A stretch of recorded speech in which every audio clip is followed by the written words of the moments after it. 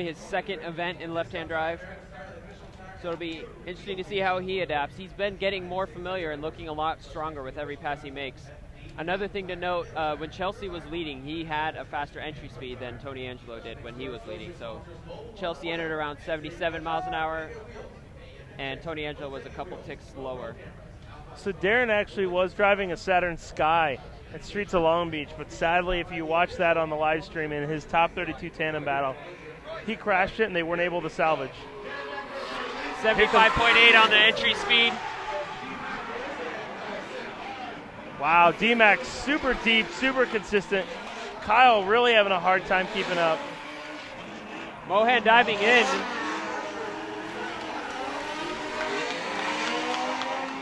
Darren really drove his own line, tried to give that same qualifying run that he could. He qualified pretty well.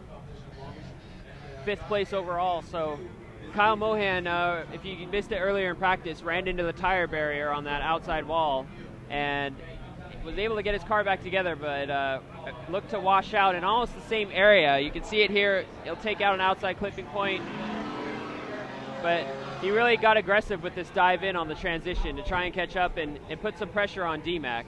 What's interesting to note right here as you watch that replay is like Darren is a lot more smooth with his transitions, unlike some of these other guys like Denofa that we just saw, who is real snap-like with the car. Take a look at the crowd. Really here's a good shot of the crowd. When you're looking at a driver like D-Mac as opposed to like Denofa, you have a real advantage, I think, when you're following a driver who does smooth transitions because it's very predictable.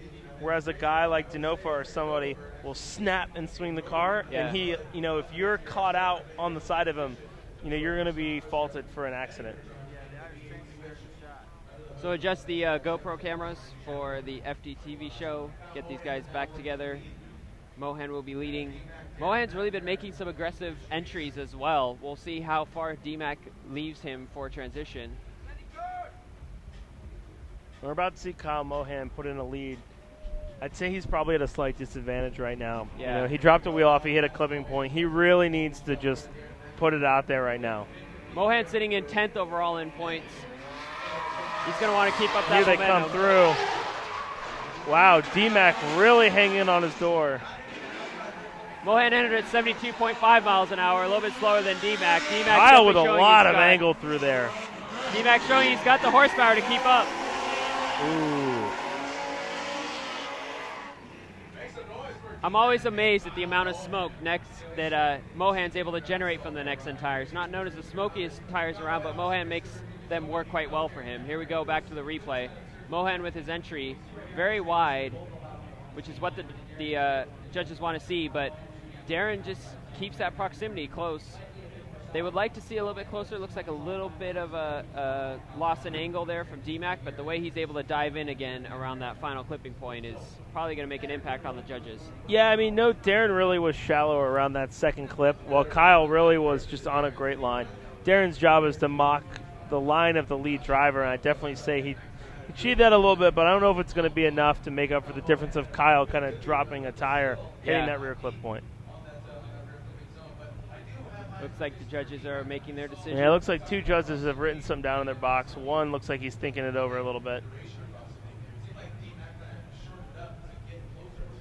That'll be interesting. Kyle really looked good. He hit the wall. I don't know if that kind of slowed him down or scared him a little bit in that Nexen tire, RX-8.